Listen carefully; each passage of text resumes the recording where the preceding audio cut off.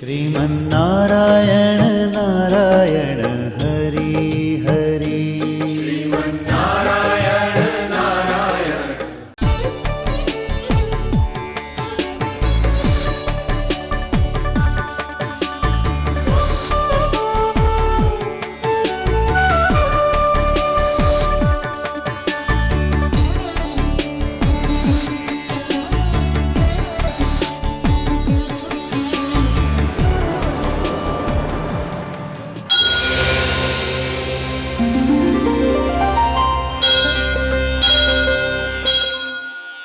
ఈ కార్యక్రమం సమర్పిస్తున్నవారు అవార్డు గ్రహీతల మొట్టమొదటి ఏకైక original Thanjavur art academy, Kalasri Thanjavur art academy, door number 1164, near Panjagutta colony signals, Srinagar colony X road నుండి 9వ బిల్డింగ్, ఇండియన్ ఓవర్సీస్ బ్యాంక్ ప్రక్కన, హైదరాబాద్ 73. Website www.kalasriarttemple.com. श्रीमन्नारायण नारायण हरि हरि श्रीमन्नारायण नारायण हरि हरि श्रीमन्नारायण नारायण हरि हरि श्रीमन्नारायण नारायण हरि हरि। కనపడని సర్వదేవతల చిత్రాలను కనుల ముందు సాక్షాత్కరింపచేసే దైవాంశ కళ చిత్రకళ. పుట్టుకతో మాత్రమే వచ్చే అరుదైన చిత్రకళను రత్నశాస్త్రం, నాడీశాస్త్రం, వర్ణశాస్త్రం, వాస్తు, జ్యోతిష్య, సాముద్రిక లక్షణాలన్నింటితో క్రోడీకరించి బ్రహ్మి ముహూర్తంలో నక్షత్రయుక్తంగా దేవీ దేవతల అదృష్ట చిత్రాలను చిత్రీకరించటం కళాశ్రీ కేశవ గురుస్వామి ప్రత్యేకత. వీరి తండ్రిగారైన గురుస్వామి సిద్ధయోగి శాస్త్రీయ చిత్రకారుడు కావటం చేత వారి నుండి వారసత్వంతో గురు శిష్య పరంపర సంప్రదాయ పద్ధతిలో యోగా, చిత్రకళను తీవ్ర సాధన చేసి వాటిని అభ్యసించారు. అంతేకాక తమిళనాడు ప్రభుత్వం నుంచి 9 డిప్లొమోలు మరియు దరిదాపు అన్ని రాష్ట్రాల నుండి జాతీయ స్థాయి అవార్డులు, రివార్డులు అందుకోవటం ఎంతో విశేషం. వీరి సంతానం కూడా చిత్రకారులే కావటంతో పాటు వీరు కూడా అవార్డ్స్ గ్రహీతలే కావటం మరో విశేషం. వీరి కుటుంబంలోనే పద్మశ్రీ, కళాశ్రీ అవార్డుల పంట పండింది. ప్రభుత్వం వారు వీరి ప్రతిభను గుర్తించి గురు శిష్య పరంపర చిత్రకళా పీఠానికి గురువుగా నియమించారు. కళాశ్రీ కేశవ గురుస్వామి చందమామ, బొమ్మరిల్లు వంటి అనేక పత్రికలకు చిత్రకారునిగా పనిచేయటమే కాక జాబిల్లి అనే మాసపత్రికకు చిత్రకారునిగా, సంపాదకుడిగా, ప్రచురణకర్తగా తన ప్రతిభ పాటవాలను ఆనాడే చాటుకున్నారు. సిరి సంపదలను ప్రసాదించే అదృష్ట వాస్తు చిత్రాలను చిత్రీకరిస్తూ వీటిలో అదృష్ట ముద్రలను, అదృష్ట సంకేతాలను జోడించి క్రోడీకరించి త్రికళా చిత్రాలను అందరి పూజా గదులలోనూ మరియు వాస్తుపరంగా దేవతల చిత్రాలను వీరికున్న అరుదైన చిత్రకళాయోగ సాధనతోనే బ్రహ్మి ముహూర్తంలో చిత్రీకరించి అందరికీ అందజేస్తారు కళాశ్రీ కేశవ గురుస్వామి.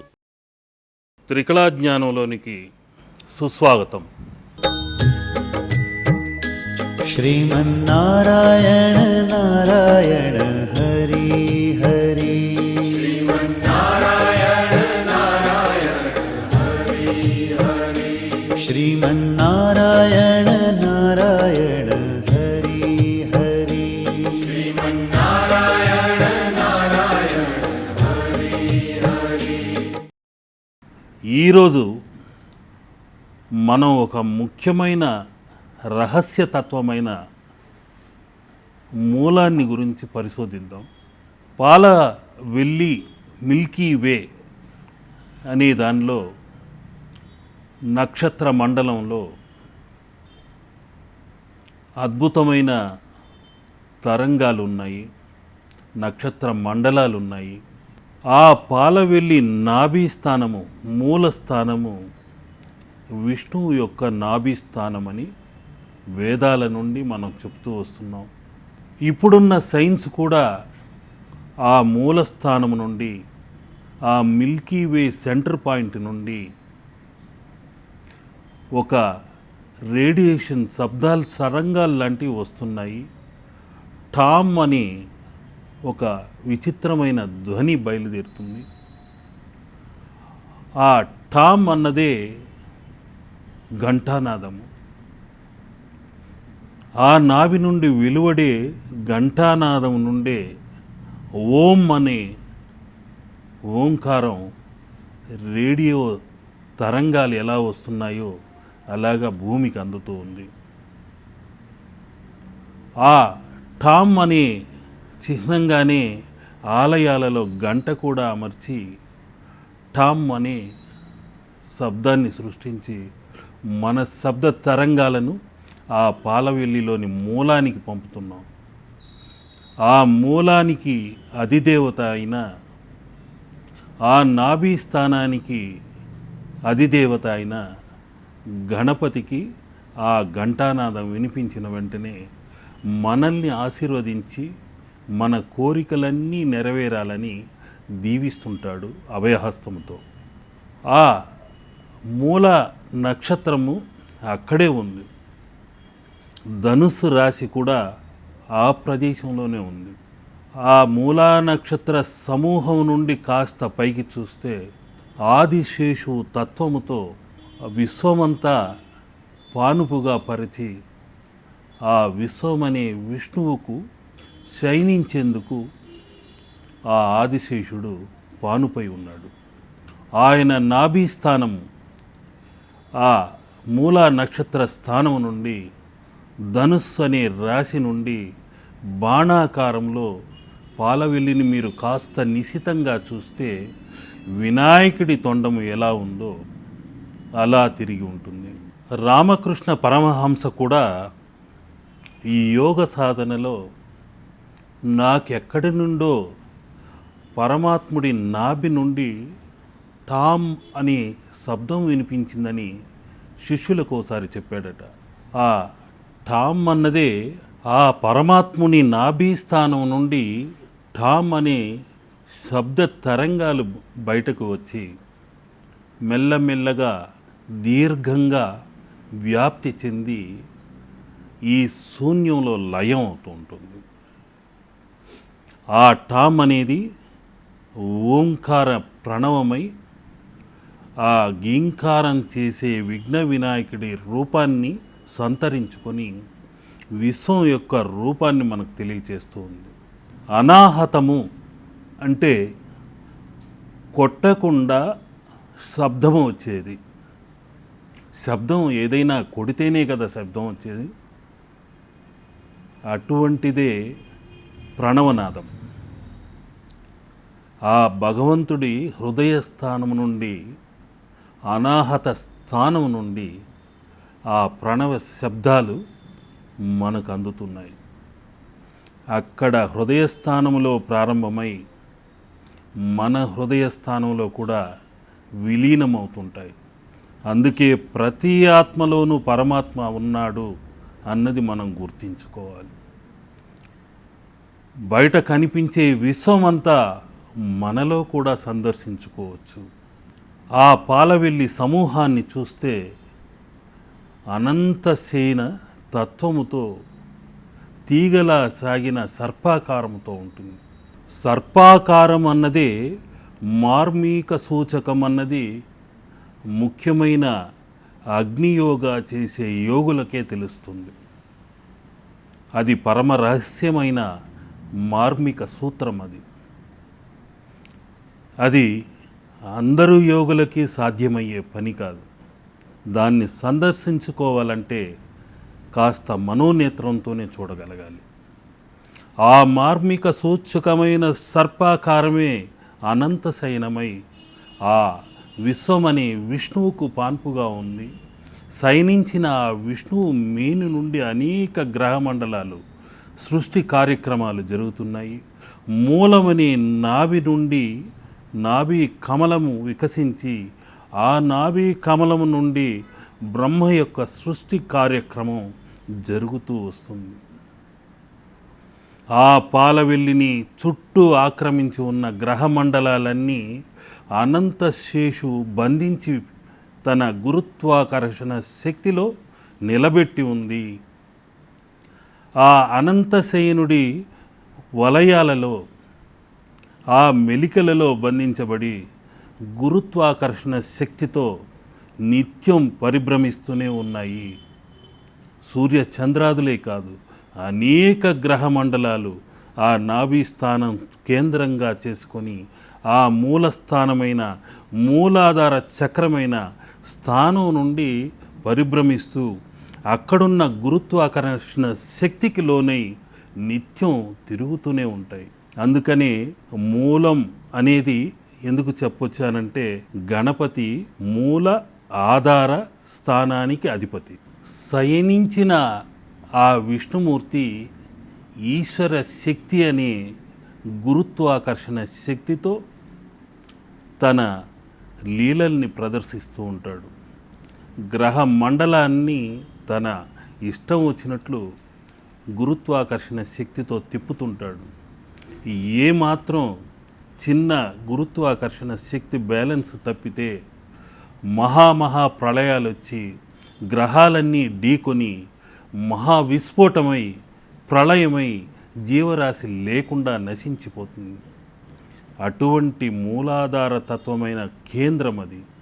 దాన్నే గెలాక్సీ మూలమని చెప్తుంటాం, పాలపుంత మూలమని చెప్తుంటాం. సైన్స్లో చెప్పాలంటే గెలాక్టిక్ సెంటర్ అంటారు.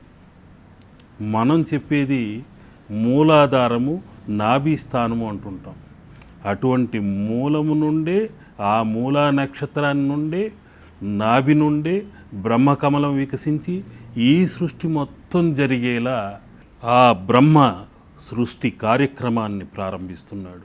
ఆ మూలస్థానం నుండే, ఆ మూలాధారము నుండే ఓంకార ప్రణవం మనకు అందుతూ వస్తుంది. ఆ ఓంకార రూపమే గణపతి. అందుకని పాలవెల్లిని నా మనోనేత్రంతో దర్శించుకుంటూ నిత్యం ఆరాధిస్తున్నప్పుడు ఎన్నో అతీతమైన విచిత్రమైన దృశ్యాలు నాకు అందినవన్నీ బంధించి మీకు అందిస్తున్నాను. ఆ మూలాధారం నుండి ఆ ఠామ్ అనే శబ్ద తరంగాలు ఓంకార రూపమై మనకు నిత్యం ఆ తరంగాల్ని అందుకుంటుంటేనే మన ప్రాణస్పందన జరుగుతుంటుంది, మనోస్పందన జరుగుతూ ఉంటుంది, ఈ ప్రాణశక్తి జరుగుతూనే ఉంటుంది. ఆ తరంగాలు ఎప్పుడైతే కత్తిరించవేయబడతాయో మనకు మరణం తథ్యం. కాబట్టి శరణం అంటూ ఆ గణపతిని వేడుకుంటూ ఉంటే తప్పనిసరిగా మీ కోరికలన్నీ నెరవేరి అదృష్టవంతులవుతారు. నేను దర్శించుకున్న పాలవెల్లి గణపతి ఎలా ఉన్నాడో, నా మనోదృష్టికి ఎలా అందిందో అవన్నీ మీకు తెలపడానికి మరీ ఆతృతగా ఆ చిత్రాన్ని మీ ముందు ఉంచేందుకు ఇప్పుడు చిత్రించి చూపిస్తున్నాను. ఆ పాలవెల్లిలో ఆ మూల ఆధార చక్ర నివాసిని అయిన విఘ్నేశ్వరుడు ఎలా ఉన్నాడు, విష్ణువు ఎలా శయనించి ఉన్నాడు, ఆ పాలవెల్లి అనంత శేషువై ఎలా ఉంది, నా మనోనేత్రానికి అందిన మరో సృష్టి ఇప్పుడు చిత్రించి చూపిస్తున్నాను. విశ్వ వినాయక ముద్రని మనం ఇప్పుడు సందర్శించుకుంటున్నాం.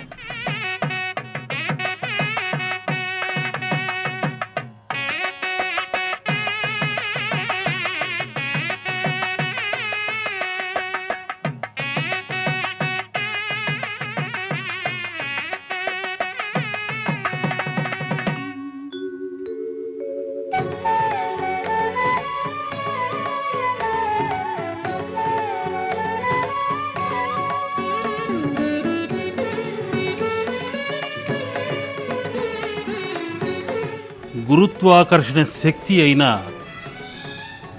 ఈశ్వర శక్తిని ఓంకారమనే ప్రణవంతో విష్ణుతత్వముతో శయనింపచేసి ఆయన నాభీ కమలము నుండి అద్భుతమైన ఓంకారమనే ప్రణవం ఇలా నిత్యం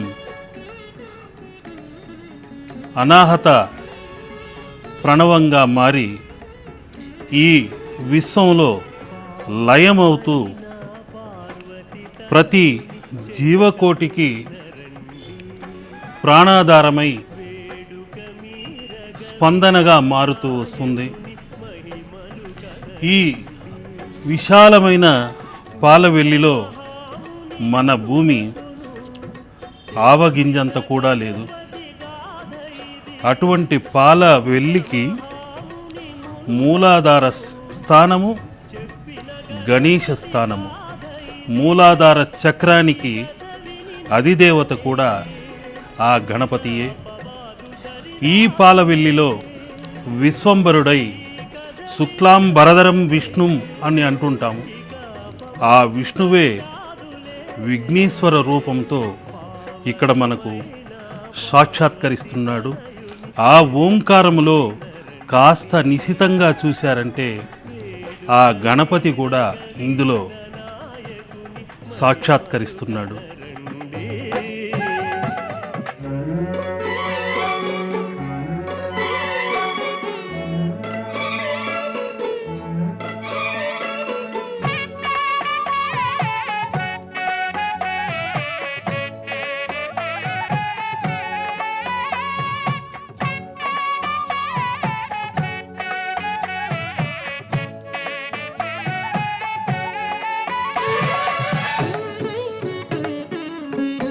ఈ విఘ్నేశ్వరుడు, ఆ విఘ్నేశ్వరుడిని పృథ్వీతత్వముతో మట్టితో నిర్మించబడిన విగ్రహాలను ఆరాధించిన వెంటనే తప్పనిసరిగా ఆయన అనుగ్రహానికి పాత్రులవుతారు. శివ విష్ణు రూపముతో వెలసిన ఓంకార రూపమే విఘ్నేశ్వరుడు. ఈ అనంత శయనుడు శ్రీహరి ఓం అంటూ శ్రీకారమై ఓంకారమై ప్రణవమై శక్తి తరంగాలను, జీవశక్తి తరంగాలను, అదృష్ట తరంగాలను, ప్రాణాధారమైన శక్తిని ఈ ప్రపంచానికందటికీ అందజేస్తున్నారు. గజవదనుని చేసెనయా గజశిరమును అతికించి, గజవదనుని చేసెనయా పావనమైన పార్వతి తనయుని చరితము వినరండి. వేడుక మీరగ విఘ్ననాయకుని మహిమలు కనరండి.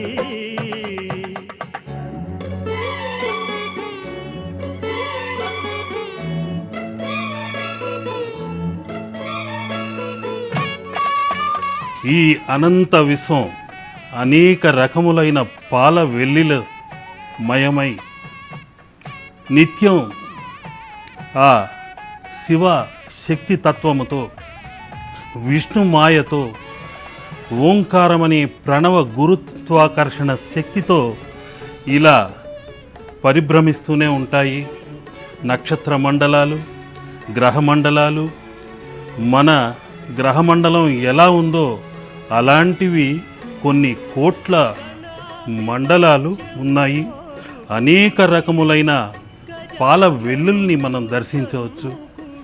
మన పాల వెల్లికి మూలాధారం గణపతి ఒక్కడే. అటువంటి గణపతికి, అటువంటి విశ్వంబరుడికి, ఆ శ్రీహరికి శయనమై ఉన్నాడు. ఆయనకు పానుపై అనంతశేషు అయిన ఈ ఆదిశేషుడు ఇలా 7 తలలతో సప్త స్వరములై, సప్తగిరులై ఆయన వెంట ఉన్నాయి.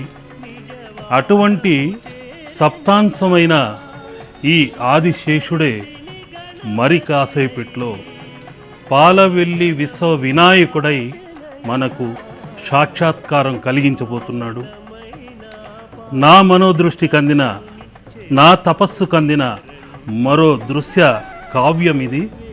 దాన్ని, నా తపోఫలాన్ని మీకందరికీ ప్రదర్శించాలనే ఉద్దేశ్యంతోనే ఈ చిత్రరాజాన్ని ఈరోజు మీ ముందుంచుతున్నాను. చెప్పిన గణపతి గాథ ఇది, సూత మహాముని మునులకును చెప్పిన గణపతి గాథ ఇది. ఈ కథ వినినంతనే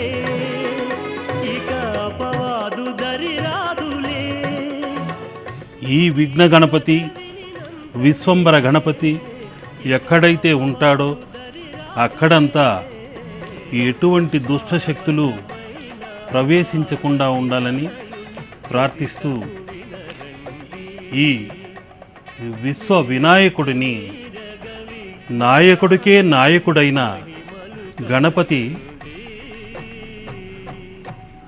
అన్ని గణాలకు, జీవకోటిలోని సకల గణాలకు అధిపతిగా, గణపతిగా, జీవకోటి ఆధారభూతమై ఉన్నాడు. అటువంటి విఘ్న గణపతి నాకు సాక్షాత్కరించిన మూర్తిని, గణపతిని ఈనాడు మీ ముందు చిత్రించి చూపిస్తున్నాను.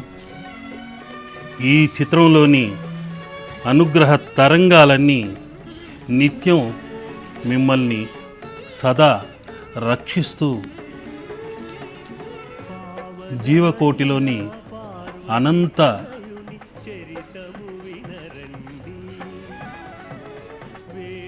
అపురూప శక్తుల్ని మీకందరికీ అందజేయాలనే సదుద్దేశంతోనే ఈ పవిత్రమైన హరిద్ర ముద్రలతో గణపతిని చిత్రించడం జరుగుతుంది.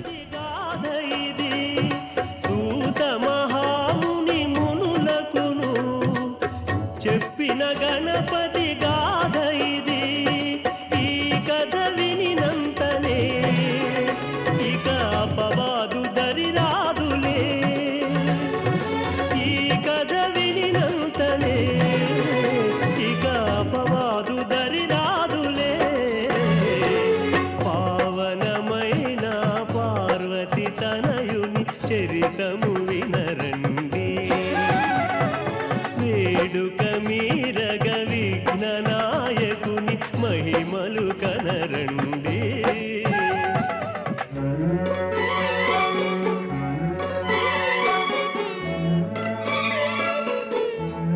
ఈ పాలవెల్లి విశ్వ వినాయక ముద్ర తప్పనిసరిగా